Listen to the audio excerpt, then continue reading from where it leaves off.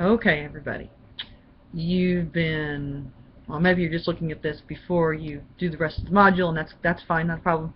You're going to, or you have, done some exploring into gaming and gamification of education, learning, instruction, and now I want us to take that information and apply it, synthesize it, use it for you, and maybe see how you could use it to maybe encourage others or help others, whatever. Okay, so remember earlier in the semester when we had a little video you watched about creativity and being creative, and a couple of your assignments have been based on being creative, and I encourage you in the feedback that let's keep pulling it out of yourself. Okay, so I'm going to pull it out of you even harder this time.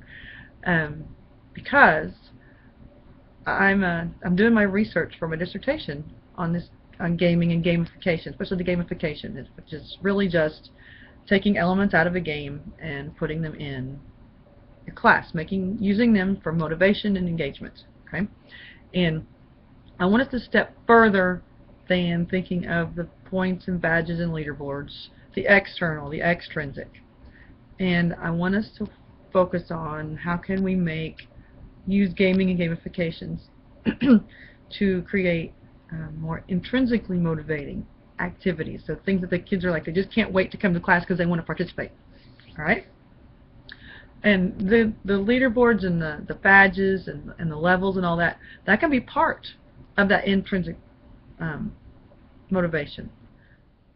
Because sometimes the extrinsic can lead to the intrinsic, okay?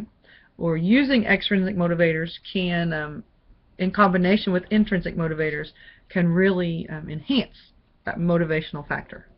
So that's what we're going to do. So I'm not going to have you totally create a game. Heavens, that would take a whole semester. It would be so much fun, wouldn't it? Take a whole semester class on that. No, that's okay. But what I want you to do instead is we're going to develop a plan on how would you, okay, maybe I should say it this way. If you were going to gamify or turn your class into a game, or a unit from your class into a game, okay, I'm not talking about a video, I'm not talking about, that's why I want to talk to you. I don't want us to think about, well, in my math class we'll do